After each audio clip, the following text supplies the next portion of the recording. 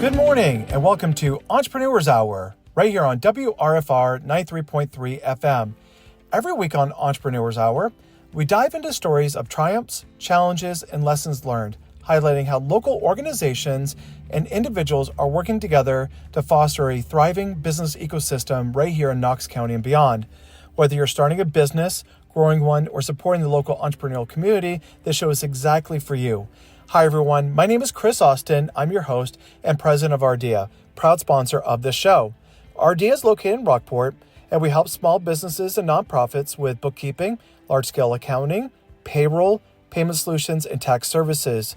I'm also the president of the Rock Coast Entrepreneurs and a member of the NSBA Leadership Council, representing the Maine small business community on a local, state, and national level.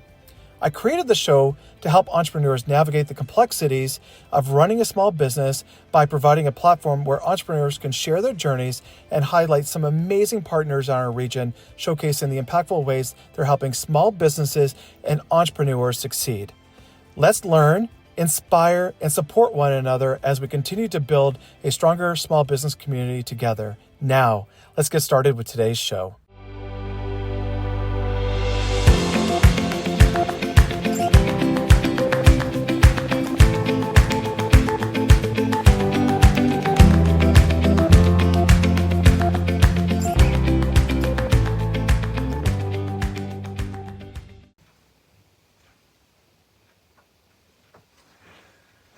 Well, happy April 1st, 2025, everyone. I'm excited to get started, and I'm really sorry for the sunglasses that if anyone's watching on YouTube or Facebook Live. Yeah, I'm wearing glasses because I did not wear my glasses to the show today. So I have my sunglasses, which are prescriptions, so I can finally see, which is great. But I'm going to go ahead and I'm going to get started.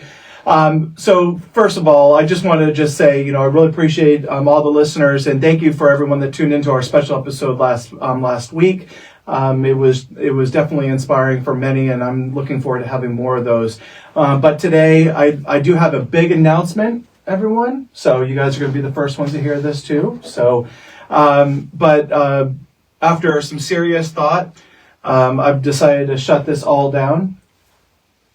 Yep, the radio business and everything. So I got this calling right now, and so I'm heading to Vinyl Haven. My wife's family has deep roots in Vinyl Haven, and so we're going to actually start a whoopie pie business. And this whoopie pie business, we're actually going to be selling it out of a dinghy, and it's going to be Tuesdays when it's low tide. Other than that, I'm just going to be doing some other stuff. I'm not really sure yet, but yeah. I like it, Chris. I think that's a good way to pivot. Yeah. That's point of navigation will be north and just send a bike. Yeah. And I'm terrible with April Fools. All right. So, but yeah, that was my April Fool's joke, everyone. No, we're going to continue this. I like it. I still have the work at Ardea is by far better than any April Fool's joke that's been played on me. Like somebody once left out a fake pregnancy test that was positive. Oh man. Yeah, do you imagine that? April Fools? Yeah, not okay.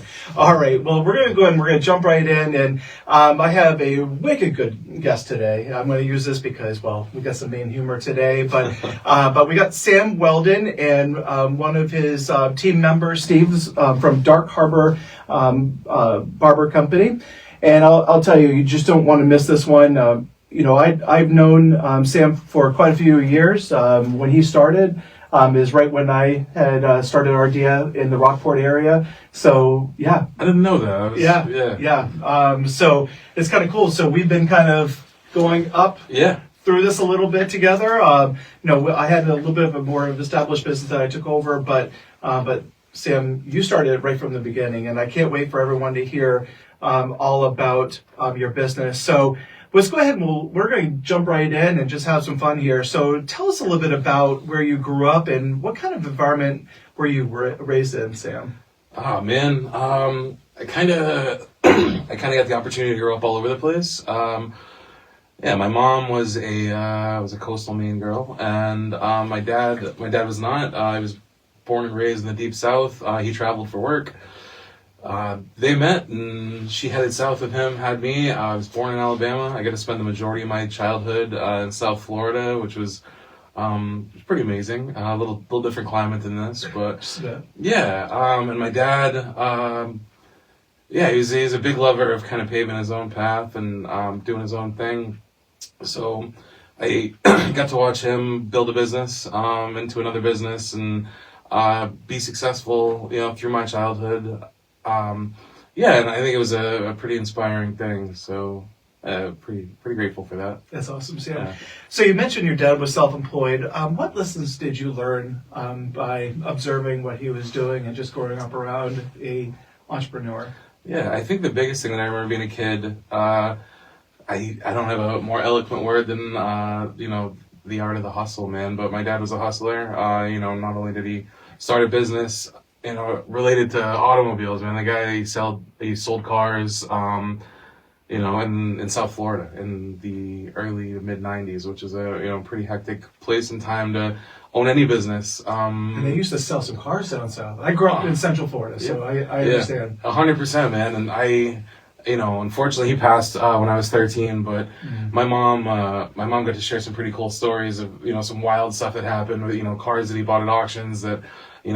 At least on one occasion had some questionable stuff in the trunk and, things that were repossessed. Just it was a wild time, kind of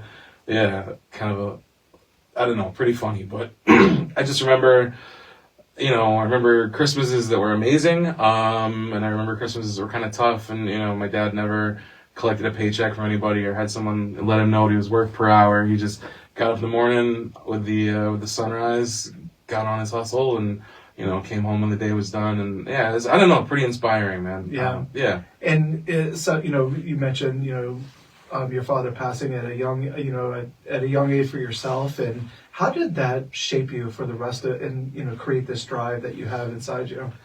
Yeah, I don't know, probably not the cheeriest thing on this otherwise beautiful April 1st, but yeah, man, I watched my mom struggle really hard.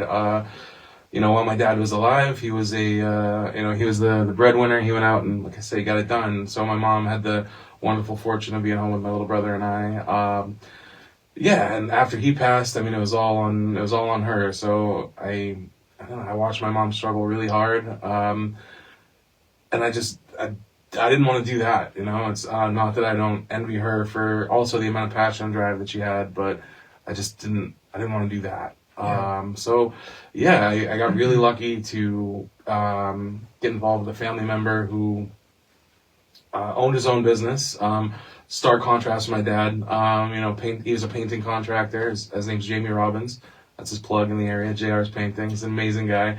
But yeah, my mom kind of put me in his hands, so to speak. It's go out. Now, this is your cousin, right? Yep. Okay. It is. Yeah, he's much more like a big brother. Steven knows him. He's in the shop all the time. He's, the guy's literally, like I said, he's more like a brother. He's been my best friend for my entire adult life. But when I was a kid, she put me in his hands and was like, teach this kid something. And he taught me how to paint. What he really taught me was to never compromise, to never take anything, if you're going to do anything in this world, don't do it with a half measure. If it's worth doing, do it to the best of your ability. And if not, get out of the way and let someone who wants to, handle it that way do it. So that's awesome. Yeah, man, it's just, I can't overstate enough how, anyone that comes in and sees how hard that I work and, the time, energy, and effort I put into the shop, it's, if you're wondering where I got that from, it's definitely that guy, because he never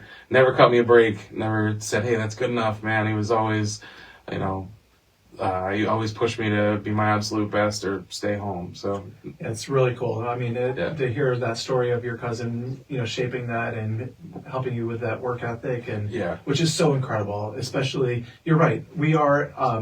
A lot of entrepreneurs are hustlers, right? Yeah. And it is not easy. It can be scary, and I know you went through some scary times. Man. Through this journey, and we'll dive more into that. Now, what drew you to? Because it was about a decade ago that you said, "I want to be a barber." Yeah.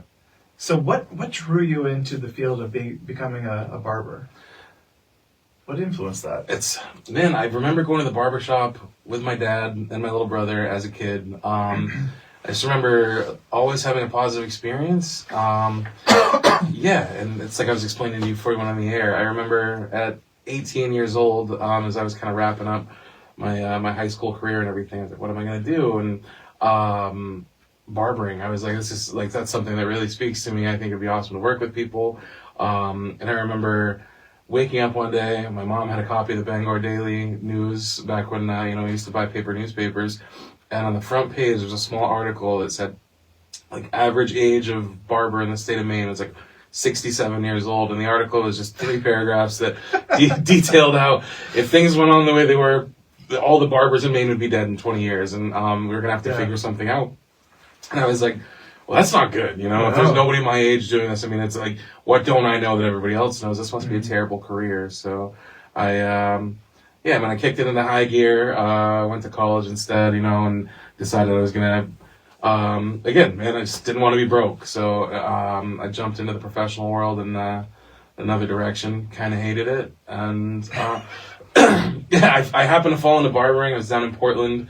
I was going to a shop called Momentum. I was on 4th Street at the time. It was a shop that was just absolutely full of amazing guys. Yeah. The type of barbers that I wanted to be, guys that could just do anything, connect with people. It was a young, fun, energetic shop, and it got became more friends than anything with the guy that was cutting my hair. I talked to him about how much I hated my job every week, and I think he just got burnt out from listening to me. So he was like, man, why don't you just shut up and come apprentice? Like, give it a go, So I decided I was going to take a summer off, and just, what's the worst that can happen, right? Like, and I don't know, fast forward 10, 11 years later, I never went back to my old profession, never looked in the rearview mirror. Just said that first year or so was rough, but got through it, and I'm better for it. So now you shared a little bit of a story with me when you kind of gave me your bio about an experience you had working at Goodfellas, where there were some do's and don'ts that you learned. So can you just talk a little bit about that a little bit? Absolutely, man. I think the majority of my adult life I've learned lessons the hard way. And Haven't we all? Yeah, man, and I've learned how to do something by figuring out every possible way not to do something. But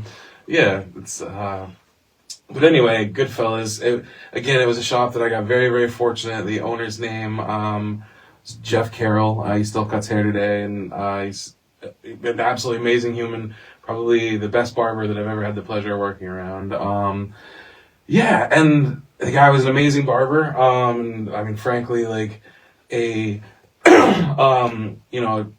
not the amazing barber, not the best leader in the sense that, he's the type of guy that would just, at the time, take off, do his own thing. He wasn't focused on running a business. He'd come in, cut great hair, and he just kind of left things up in the air. And, he'd teach you anything you wanted to know, but there wasn't a lot of support there. Or a lot of connection with customers. It was just, he's kind of one of those guys that knew how good he was. There was guys lined up at the door. And I watched him. It's tough. I watched shops come into the area, and I watched that business slowly kind of get chipped down over time. And he actually ended up selling the business, and it was a sad thing for me to see, like how you can take something that is so absolutely great and fantastic and on top, and if you're not a steward of it, if you don't take care of it correctly, nothing has a impermeable foundation, man. So that happens a lot in small business. It really does. Is that we all get into a rut. Like we go into almost like cruise control, and next thing you know, you start bringing on talented people, and they start running, they're doing their thing.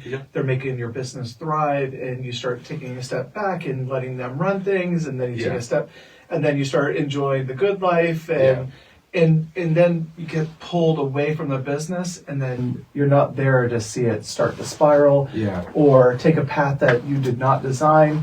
And it's a really good lesson to be able to share that with us. Was there a moment where you realized barbering wasn't a job, it was a calling? Yeah, man.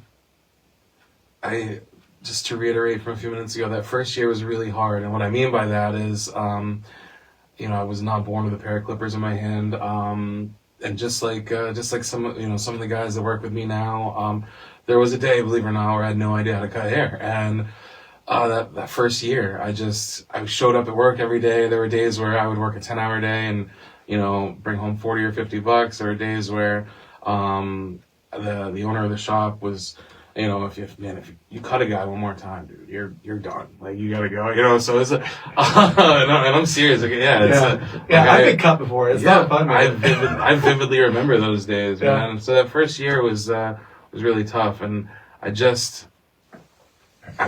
faith of a mustard seed type situation, man. I was like, if I show up every day, and I do my best, kind of, back to when I'm talking, I was talking about a lot of reminiscing towards my first year or two of the paintbrush in my hand, man. It's like, if I just show up every day, no matter how bad this is, like, eventually, this is going to be a progressive thing. And, it was once I looked and I realized, my books, I had enough people on my books where it made going to work make sense. And it wasn't such nobody said congratulations. Nobody was like, hey man, your apprenticeship's finished, you're done.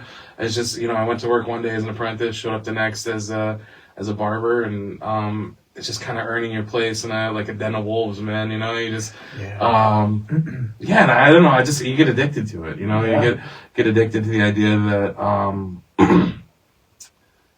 every morning that I wake up, I flick the lights on in that shop, and I turn the open sign, and the door opens and people start showing up. I just sat there and I'm genuinely grateful and happy, but I'm just baffled. I'm like, I guess I'm doing what I'm supposed to be doing, because, it's, if I could have opened an ice cream stand, I don't know if this just works. And I'm eternally grateful for that. So I don't think anything else would bring me that kind of joy in my life. So I don't know. I guess I don't know. The long answer to a shorter question is I don't remember the day when I was like, wow, this is for me. I just know that every day I keep waking up and I get excited to come to work, and I'm like, as long as that happens, man, like, the shop will stay open, God willing. Yeah.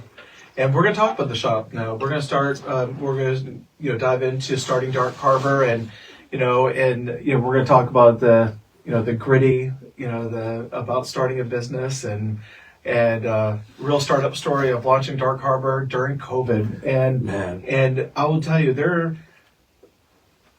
we were just talking about this the other day. COVID was like this. Yeah. But when we were in it, we thought it was forever. I look back. It was the darkest times. And I think it's so important to talk about people's success through terrible times. Insane, man. Yeah, especially in a business where the state was not friendly to you. No, it was crazy. Yeah. So take us back to 2020. You signed a lease, and then COVID hit. Yeah. What was going through your mind when that happened? Oh man, so I had saved up some money, over time, cutting hair, and I knew I wanted to do my own thing, and I had, I don't know, things in my life were kind of working out, man. I'd met this girl, who is now my wife. Hey babe, I know she's gonna be watching. Yeah, and I just felt like I was in this good, stable place where I could make a move finally, and I knew that the Mid Coast was an area that was really underserved with barbershops. Had a growing population, and I was like, this is gonna work, and so I signed the lease and was kind of drawing up the battle plan, so to speak. Shopping for something. When are we gonna open? We'll open for the summer, and I remember being at work at Goodfellas, and one of the owners, Harry, came in one day and he's like, hey man, have you heard about this COVID thing? And I'm like, what's a COVID thing? And he's like, listen, dude, if you take no other advice from this life, put some money away, because I don't know what's going to happen. And I was like, this guy's fear-mongering. What are you talking about, Harry?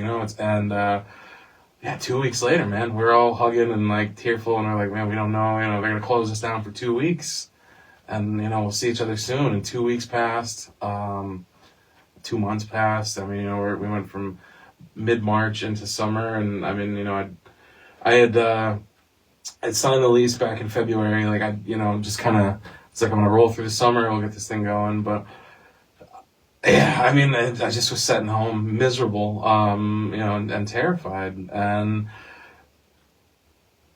it's I don't know, 7:30 in the morning, man. I'm rambling. Get me back on track. It just, I think there was so much emotional things that were going on. There was a lot of fear. I didn't know. I remember the CNN death counter thing. I remember poor Carissa, she's, sat on the couch next to me, and we were watching in the morning, and I was like, how does CNN know 8 more people died? You know what I mean? Because the thing's going up in a minute. I'm like, is that in real time? You know what I mean? Like, you're saying, like, who's the death counter? Yeah, that's what I was. Right? I was like, how are they employing these people to just sit there with the button? But so I don't know, but it really took a financial toll, man. Trying to make a car payment, rent, and everything. So that savings account that I had just depleted. I had this lease, and I was renting from this guy that, thank God, was like, hey man, do what you're gonna do. It's he was really understanding at the time, and actually, his name's Jim. He became a really good friend of mine, and he was honestly he was a source of great temperance at that time. He kind of took me by the hand and he's like, give it a go. Because I had people in my ear that were like, dude, don't move to the mid coast. It's COVID.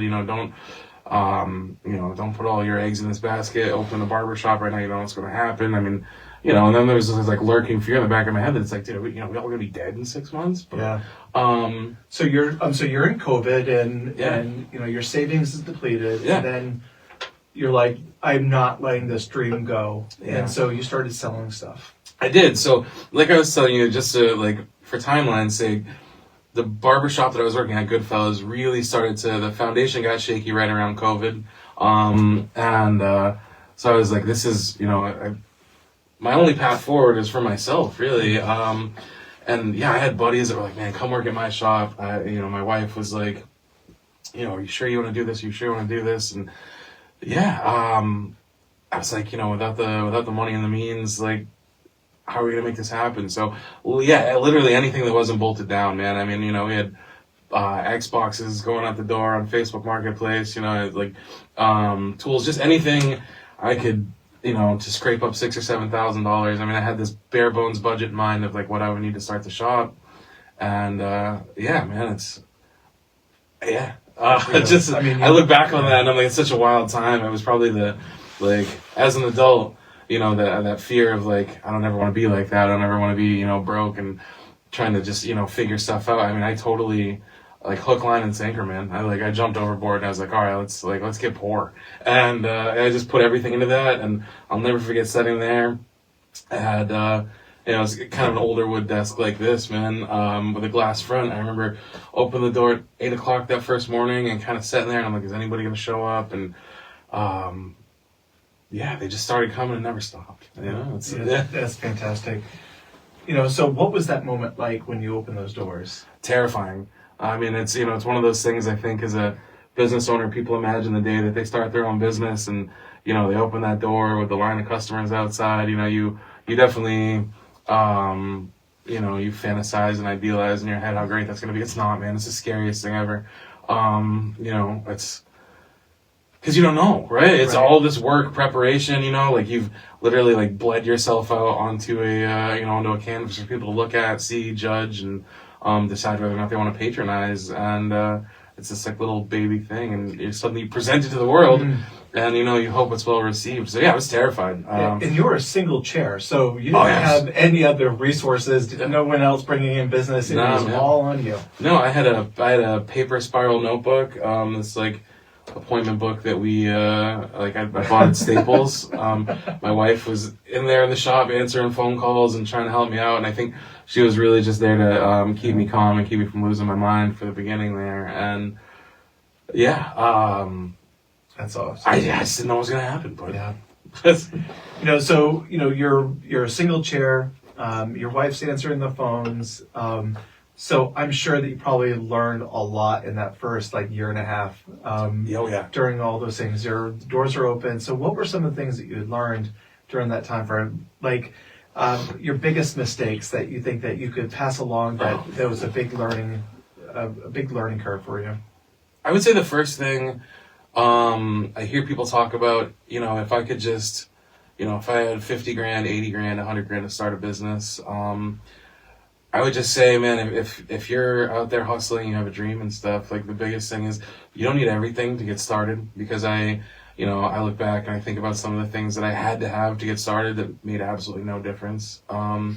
It's the stuff. Yeah, man, I think if you're I think about the guy that's a plumber or an electrician or, I don't know how that whole thing works. I won't lie, that's not my forte. But those guys that are out there, they're like, man, if I could just get 50 grand for a brand new van and 100 grand for these new tools and have absolutely everything.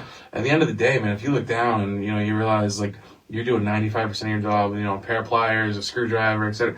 Man, and like, but you're like your soul inside is calling out that like this is like you love what you're doing and you can do it to the best of your ability on your own. Like, man, don't sit there and like wait till you're 35, 45, 55 years old saying like, man, if I could just put together enough scratch to to send it, figure it out, man. You don't need everything to be it. So and I could have probably saved myself a little bit of pain and suffering if I might have taken my own advice back then and not decided that I need every single thing to get going. But it goes back to that presentation, right? You imagine owning a business, you want people to see how successful you are. Like you don't want to hide behind this veil of success, right? You don't ever want someone to see your vulnerability. Like you don't want someone to be like, oh, it's a new business, I wonder if they're not. You want to seem strong and present yourself and that. Yeah, man, don't worry about that marketing. Stuff. Yeah, grassroots marketing. 100%, man. So those are two lessons that you just shared that are so valuable to our listeners and our viewers. And it is a mistake that many people do. Like I started my first business, Austin Pavement Solutions. Yep. $600. And I was blessed that somebody gave me a computer from my previous job. Yep. All right. And they kind of kept me along, and I was able to just start the business in my basement. That's awesome. And my cell phone and the computer. And that's it. I didn't have any other intellectual property. And I was very, very lucky. But I didn't have any money to do it either. No doubt. But you're right. I know this from the HVAC guys or some of the other trades.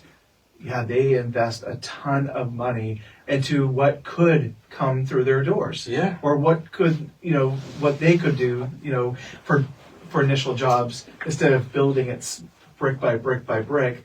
Rome wasn't built in a day. No, man. They say, right? And people are going to always look towards, a handshake, someone they can trust. There's so many things you can do for free that literally we do every day that doesn't cost a single cent, that like, that's worth so much more than me. Like, man, look at that guy's $90,000 Sprinter van, or look at that, $20,000. Like at the end of the day, man, like it's the like first impressions they say are everything, but I think like it's if you make a lasting impression, like nobody like I would think most people, man, like they choose to do business with you, like not because of your sign, and because they meet you and they're like, that's a guy that I can trust, and I feel like it's the same for us. So I don't know, man. And that goes into my next thing is that your initial thing is that relationships. Yeah. The relationships with your customers. What was that like? Yeah, it's I learned early on. I remember the guy that taught me how to cut hair said to me probably the single most valuable sentence anyone's ever said. People will go to a good barber with an awesome personality before they'll go to a great barber with a crappy personality. And it sounds so simple. I've been to an angry barber. It's not fun. Yeah, it sucks. And you got clippers? Like, what are you going to do with that? Exactly, yeah. You got to put a knife to my face and, like, so you're having a bad day. Like, how bad are we talking? I don't need you to shave my neck today. Yeah, exactly. Yeah, skip that. But, no, man, I think that I remember, if you go back far enough my Facebook page, I remember going on this rant about, the barbershop being something that I built not for myself or my family, but for the community. And I was really passionate and driven about that mission, that I want everyone that comes to the door to feel like they're home. I don't want anyone to come in and feel like they're coming to a business, which is, maybe not the best advice for everybody. I mean, you don't want people, if you want a pizza restaurant, you don't want people feeling like they can come back and help make the pizzas. But I think in general, man, if you can genuinely treat people like you love them, care about them, if you do it from a place of, mutual respect and appreciation, people will be insanely good to you. And I think that's one of the great things about this area, not to get on a rant about the mid-coast, but there can't be that many places in the world where you can come and, receive this type of support from the community just by being good to people. We lack so much stuff around here. I say it all the time. People need to come up here and reinvent the wheel with these amazing ideas. They just got to come up here, be and choose to be excellent at something and be really, really good to people, I don't know, start a business. You know, don't be afraid of that stuff, because people, I mean, they they're good to you up here. And I think about the guys that come from the islands and stuff that, they choose to live out there, like with lack of services and stuff. There's, 4 or 5 different places to go get their haircut. We're good to them, man. If the ferry's running 15 minutes late, we'll take care of them, if you're just good to people, I don't know. I'm so blessed to be in this area because of that. Sorry, No, you're doing awesome. Yeah. We're going to go into the next segment, which is going to talk about growth, philosophy, and leadership. And in 2022, you moved to Main Street. Yep. And you hired more barbers. What led to that growth? When was that moment you're like, I can't do this by myself anymore? Oh, man. The more I said no to people when they would call, like, hey, man, can you get me in today? And, when I was working over on Union Street as a single barber, I was 6 days a week, 12 hours a day, Tuesday, Wednesday, Thursday, Friday, and then Saturday, Sundays, it was 10 hours a day. So I was just over there all the time trying to fit people in. And at first, right, it was in hopes that people would come in. It's like, if I work enough hours, if I can get 12 or 15 haircuts, I can pay my bills, I won't be broke, right? That kind of quickly pivoted to, holy cow, I need to work these hours to fit the people that want haircuts from me. And so, yeah, it's just kind of when we started running out of room. And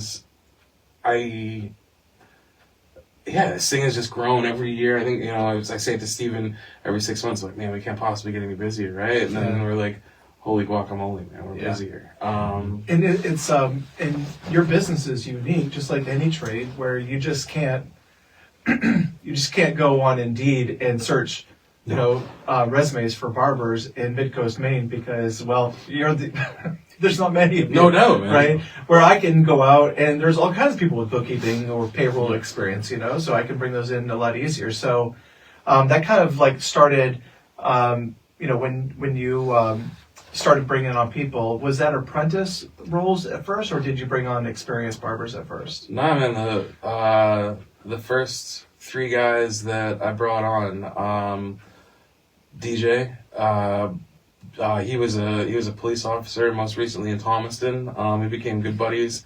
I used to go and ride around with him at night with a Thomaston pickup truck. He was a cop when we hang out, and he called me one day and he's like, "Hey, man, I'm done being a cop. I want to come work for you now." And I was like, "All right, man, I guess we'll figure this out." It's knowing that apprenticeship was an option. I had an apprentice anyway. I was like, "I guess we'll figure this out, man." And we did, and DJ's, he's a family man. He's got a family, that whole bunch of kids. Yeah. The guy, right. And that's the scary thing is I remember sitting across from him and his wife in their home. And like I said, we've been friends. My wife and I have been over there for a barbecue, but I remember sitting across from him and his wife and having this really candid conversation. It's like, if we do this, I can't guarantee you money. I can't guarantee you, stability, anything. I'm like, this is one of those things, man, where like, if you put every ounce of faith into me, like I put every ounce of faith in you, and I'll give you everything I have. Like I'll teach you every single thing I know, but no guarantees, man. And like he took that challenge like a fish to water, and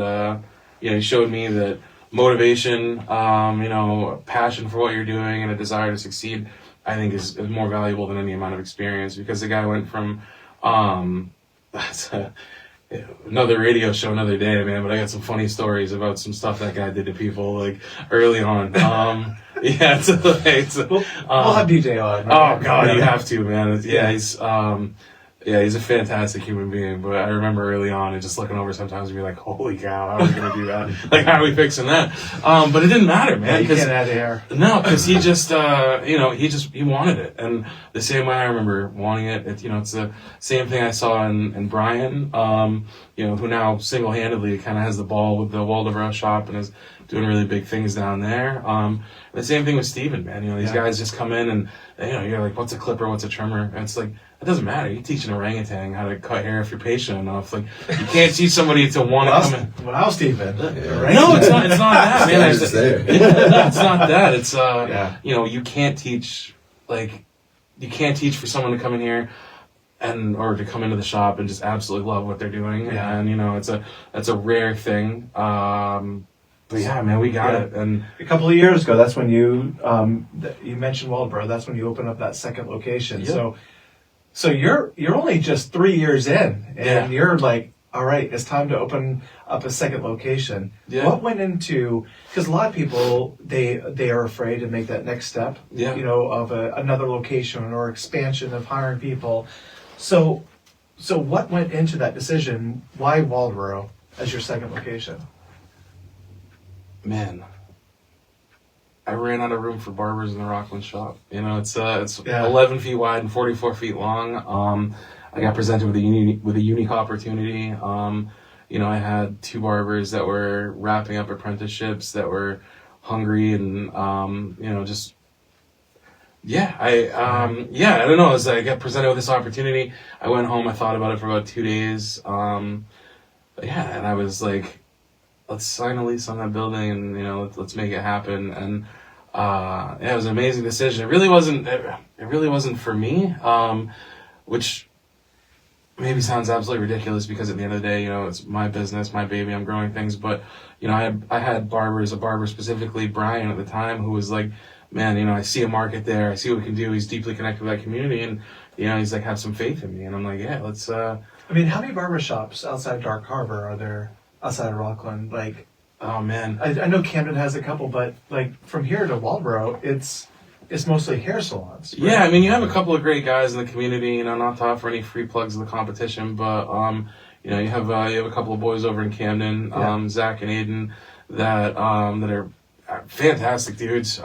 Zach, a very different story, but similar situation. I mean, he got into a situation that was not advantageous for him anymore. He decided to blaze his own path, and I think we do things drastically differently in our shops, but he's an awesome dude, and he's killing it. That's awesome. Yeah, and then the fellas over in Thomaston,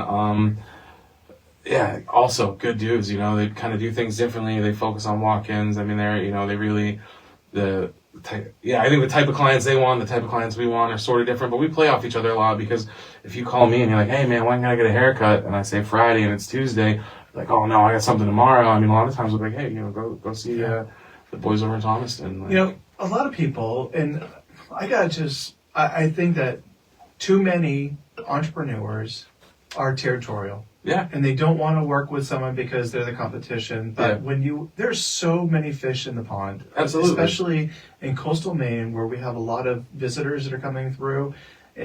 Listen, be friends with your competition because, listen, you're going to need them just as much as they're going to need you. 100%. You can bounce off. And the competition model breeds success. It always has, always will.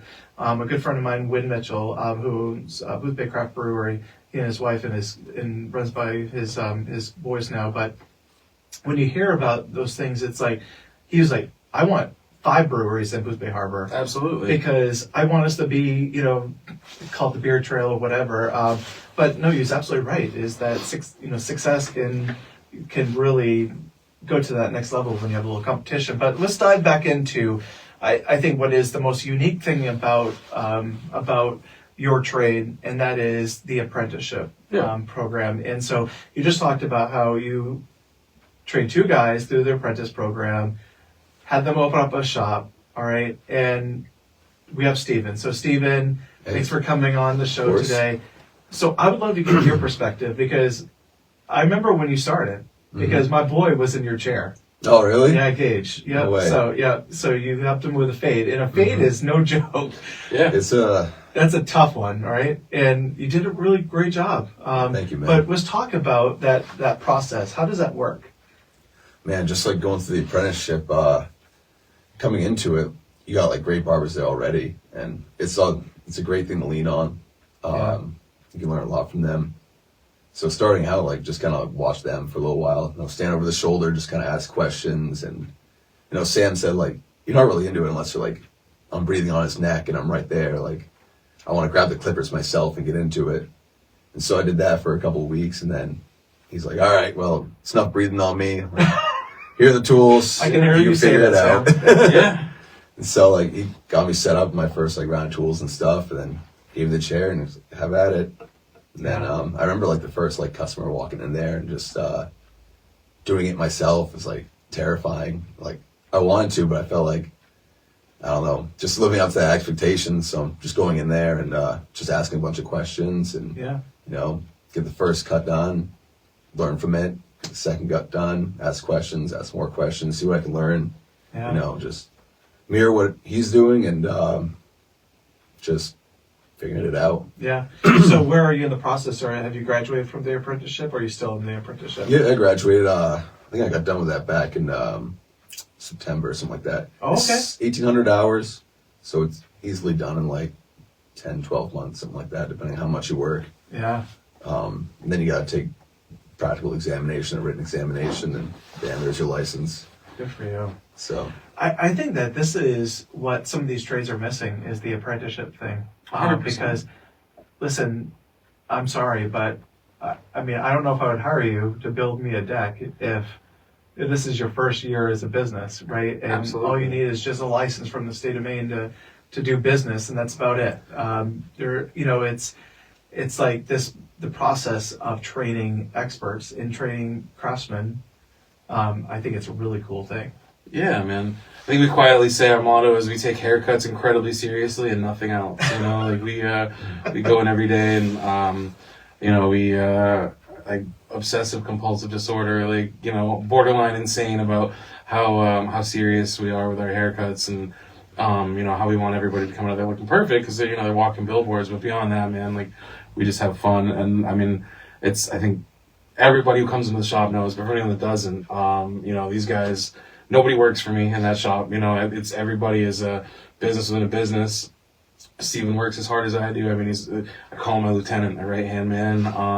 And as blessed as he sounds to have the opportunity to come and, to learn, man, I was blessed for him to walk through the door and decide to take that challenge on because, there's no way around the idea that because of, DJ, Brian, Steven, the shops are what they are today, man. I mean, I can only cut so many heads, so it takes these guys having the initiative to get up every day, come to work, and build their own brand and their own business right inside the shop. And yeah, I don't know. That's why I say relationships are everything, because between clients and barbers, I mean, man, Yeah, and just so everybody knows, that was one of the things that that you would share with me, is that you said that the client and the team are the center of your business, 100%. and it's definitely you're representing that for sure today. How do you balance being a business owner, leader, and someone who still cuts hair? Because we talked about that earlier, right? Is that that you had somebody that was important in your life that kind of taught you your ways, right? Yeah. And then you saw the other side of that, which didn't work out so well for them. So I'd love to get your thoughts on that.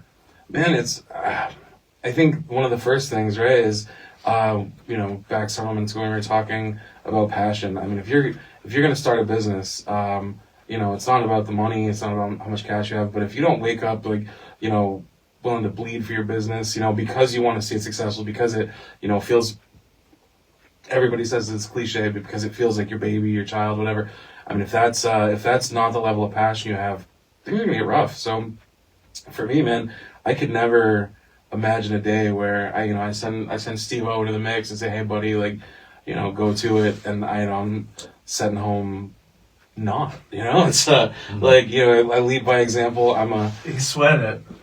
Yeah, man. I lead by example, and I mean, you can ask any of the guys that work with me that have been there for a while, or even our newer guy Dave, man. Like, there's a lot of areas where I am not the best business owner, and like I'm always forgetting to order stuff. We're always like, we got one pack of neck strips left, dude, and like I'm on Amazon paying the extra $30 for the overnight delivery, or there's a lot of places where I'm still learning and growing, but I just figure if I show these guys, like, hey man, like I'm in it every day, I'm passionate, it keeps them motivated. And so that's how I stay plugged in. I mean, because nobody's gonna love your business like you do, right? Yeah. Like, so if I'm doing 40 and ask him to do 50, man, it should be the reverse. I mean, you should be feeling like, man, I'm going there, and I don't know. It's that is very refreshing to hear, because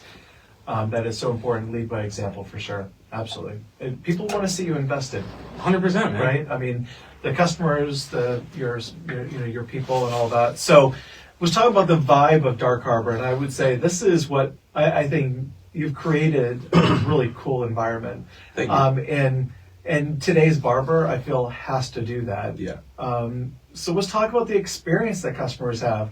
Like what makes your logo, just your signage, like some of this, how you have your barbershop, how you have it all set up. Like, let's talk about why is that so important to create this new environment or this really fun environment? Tell us about this environment. I keep on saying environment, so No, please, I dig completely me out here. No, I completely understand. I think it's I just think it's genuine, man. I think again, it goes back to passion and stuff. I mean, I think when people walk into the shop, I hear all the time, every day, I ask how many people come in and they're like, man, like I love the vibe in this place. I hear that all the time. It's like we don't get up in the morning like, all right, guys, like how are we gonna make the vibe good today? We just do, and I think that comes through being genuine. I know that when I go to work every day, I'm in a space that makes me feel like I can be myself. I know that when he comes into work, it's we've already made it clear I can't swear on the radio. So, I'm not going to. We just, we usually exchange insults and just kind of kick the vibe banter off. is so much fun. Yeah. Like, exactly. But how we got a beer fridge in the back. If you catch us on the right day, like we'll absolutely shotgun a beer with a customer. We keep the music good. He's the in-house DJ dude, and I'll tell you, like, you should spend a 12-hour day with that guy sometimes, because we will start off with old school Tear in My Beer Country at 8 a.m. and then by noontime it's some EDM crazy stuff, and finish off with 90s hip hop. It's just Nice. the vibe that's curated is so intentionally unintentional, I guess, right? Like, but it is important. If you're walking into your business and I'm not offering tons of advice to other people here, but I believe if I'm walking into my business and it doesn't feel like home to me, how would I expect it to feel like home to you? If I don't feel like, if I feel sterile and uptight and all that stuff, like, how am I expecting someone who doesn't spend, 60, 70 hours a week in my shop to feel? So, I want everybody to feel, I say all the time, make yourself at home, man. Like, these guys, they come in, they feel at home, their space is their space, the shop is theirs. There's no hierarchy of, everybody works together, man. And I just feel like that has, I don't know. I wish I had an answer on exactly how to do it, because sometimes I leave at night and I'm like, man, I love this place. How's it is this good every day? But but also too, I see how you've graduated with certain things. Like you don't have a spiral notebook anymore for appointments. You have a great reservation system. These are things that are so important for the experience that people, they don't necessarily have to call. They just go right on the app and they can do that. So can you tell us what went into that process? Yeah. You said it a few minutes ago, being like, I hate to say customer because it feels so impersonal, but being customer focused, client focused. I feel like everything we've done that I've done for the business, that we've done for the business, I try to do like with my customer in mind, right? Like, I remember the old school barbershops, you're open 8 to 4, 8 to 5, whatever. I mean, most of us work, so people are like, wow, your hours are crazy, being 8 to 8. But like, honestly, man, I mean, if you go in and you work 9 to 5, or he goes in and works 7 to 3 or whatever, I mean, people need haircuts, man. So you gotta meet people on their terms, and you have to be convenient. And if you're not willing to sacrifice some of your time in your life, like, for the better of your customers, then who's winning? It's the same thing. I mean, when I looked at the booking software, I had people that were texting me all hours of the night, hey man, can I get in tomorrow? And I'm like, this is really inconvenient. They gotta wait for me to fire back, or hope and keep their fingers crossed. So I started looking at some integrating booking software, and that's been a really good thing for us. Yeah, that's awesome. Yeah, for people to be able to come in and make an appointment when they want to get in, and I don't know, that's really driven a lot of people towards the business, being able to be like friendly for their schedules. Yeah, that's awesome. But also, when we talk about environment, you have pretty cool 4-legged greeter.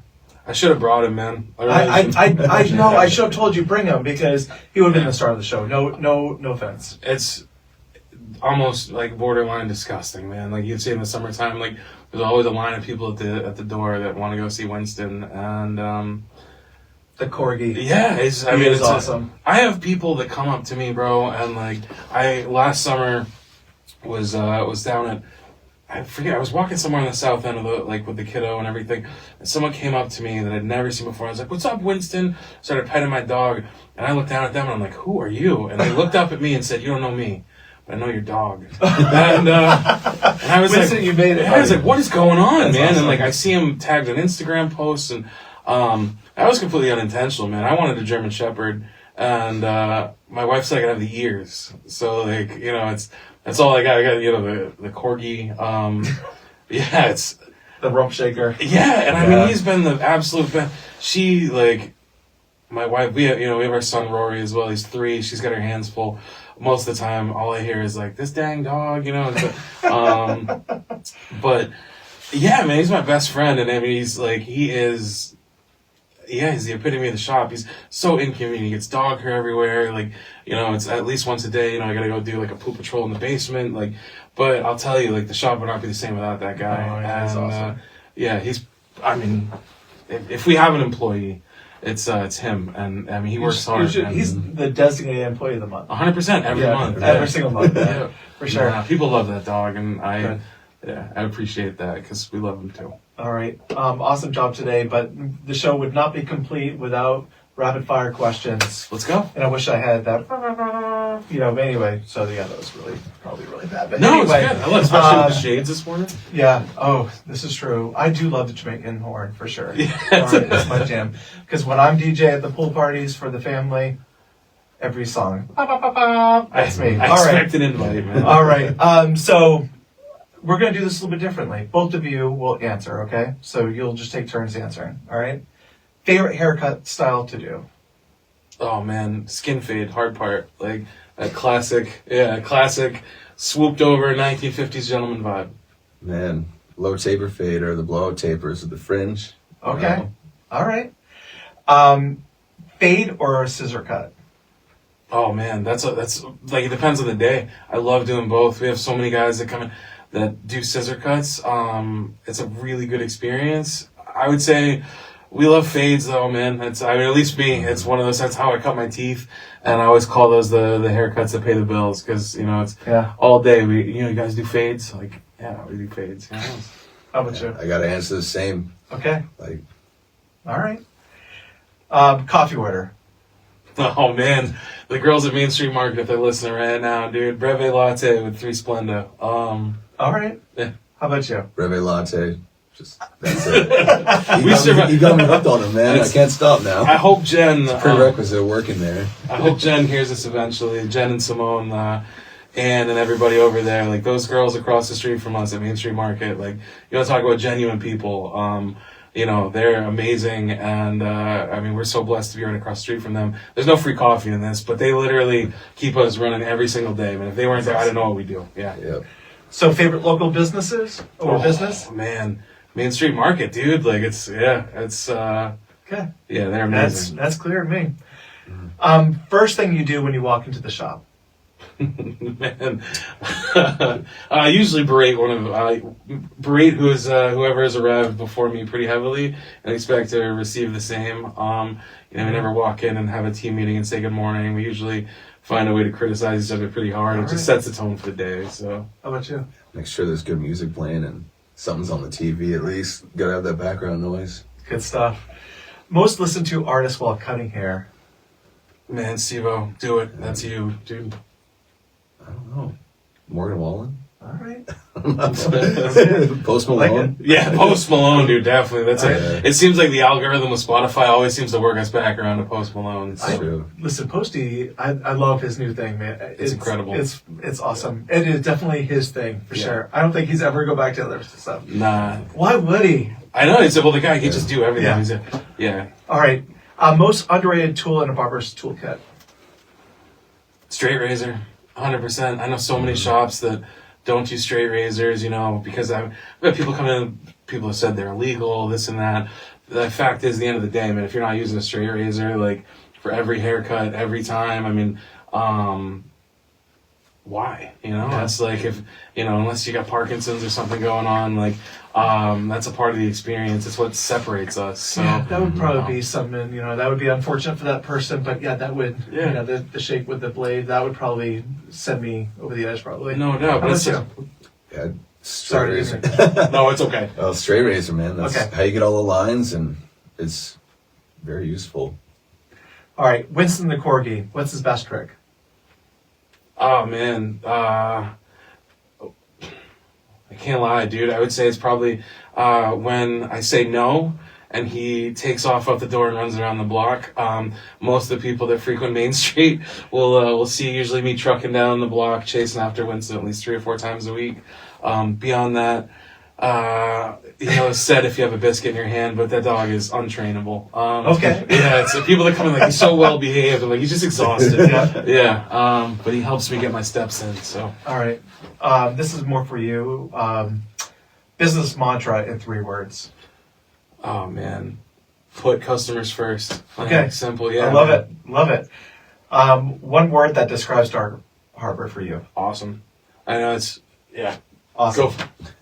Awesome. All right, Yeah. sweet. I love that, guys. Home. Yeah, home, dude. Definitely. It's Home. Yeah. That is really awesome. Guys, I really, Sam, thank you so much. Stephen, thanks for being the sidekick today and adding value. It's so important. We've learned a lot about the business of running a barbershop, especially how you did it, when you did it. It's really cool.